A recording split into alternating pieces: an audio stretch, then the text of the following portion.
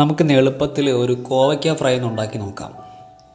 വളരെ ചീപ്പായിട്ട് കിട്ടുന്ന ഒരു സാധനമാണ് കോവയ്ക്ക എന്ന് പറയുന്നത്. നമുക്കത് വെച്ചൊന്ന് ട്രൈ ചെയ്ത് നോക്കാം. ഇതിനായിട്ട് ഒരു 10-20 കോവയ്ക്ക എടുത്തിട്ടുണ്ട്. അത് 4 നീളത്തിലാണ് കട്ട് ചെയ്തെടുക്കുന്നത്.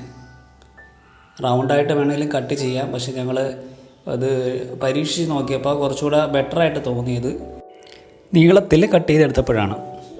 അപ്പോൾ അതുകൊണ്ട് ഈ രീതിയിൽ തന്നെ ട്രൈ ചെയ്ത് നോക്കുവാണ്. നമ്മളെ സംഭവം റെഡി ആയിട്ടുണ്ട്. അതിലേക്ക് ആവശ്യത്തിന് ഉപ്പ്, കുറച്ച് മഞ്ഞൾപ്പൊടി, മുളക് പൊടി എല്ലാം 1 സ്പൂൺ വീതം ഇടുന്നുള്ളൂ കേട്ടോ. വെളിച്ചെണ്ണ ഒരു 2 സ്പൂൺ വെളിച്ചെണ്ണ, അധികമൊന്നും വേണ്ട, 2 സ്പൂൺ. എന്നിട്ട് നമുക്ക് നന്നായിട്ടൊന്ന് മിക്സ് ചെയ്ത് കൊടുക്കാം, എല്ലാ കഷ്ണത്തിലും നല്ലോണം പറ്റുന്ന പോലെ. അതിനുശേഷം നമുക്കൊരു 5-10 മിനിറ്റ് നേരം ഇതൊന്ന് ഫ്രിഡ്ജിലെടുത്ത് വയ്ക്കാം.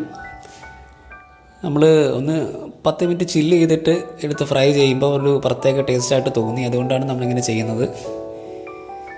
ആ സമയം കൊണ്ട് നമുക്ക് പാനിലേക്ക് ഒരു 2 സ്പൂൺ വെളിച്ചെണ്ണ ഒഴിച്ചു കൊടുക്കാം. പിന്നെ ഒരു സ്പൂൺ കുരുമുളക് ഇതിനകത്ത് ചേർക്കുന്നുണ്ട്. ഒന്ന് വെന്തതിന് ശേഷം ചേർത്ത് കൊടുത്താൽ മതി. നമുക്ക് ഒരു മീഡിയം ഫ്ലെയിമിൽ വെച്ചിട്ട് ഇതൊന്ന് കുക്ക് ചെയ്തെടുക്കാം. ഈ കോവയ്ക്ക എന്ന് പറയുന്നത് നമ്മുടെ എല്ലാവരുടെയും വീട്ടിൽ വളരെ എളുപ്പത്തിൽ നമുക്ക് വളർത്തിയെടുക്കാൻ പറ്റുന്നൊരു ചെടിയാണ്. ആവശ്യത്തിന് നമുക്ക് അത്യാവശ്യം ചെറിയ കറിയൊക്കെ വെക്കാനായിട്ട് ആഴ്ചയിൽ ചിലപ്പോൾ 2-3 തവണ നമുക്ക് ഇഷ്ടംപോലെ കോവയ്ക്ക കിട്ടും. നമുക്കൊന്ന് അടച്ചു വെച്ച് വേവിക്കാം. നമുക്ക് തുറന്ന് നോക്കാം. ഒരു 10 മിനിറ്റ് ആയിട്ടുണ്ട്. അടിപൊളിയായിട്ട് വന്നിട്ടുണ്ട്.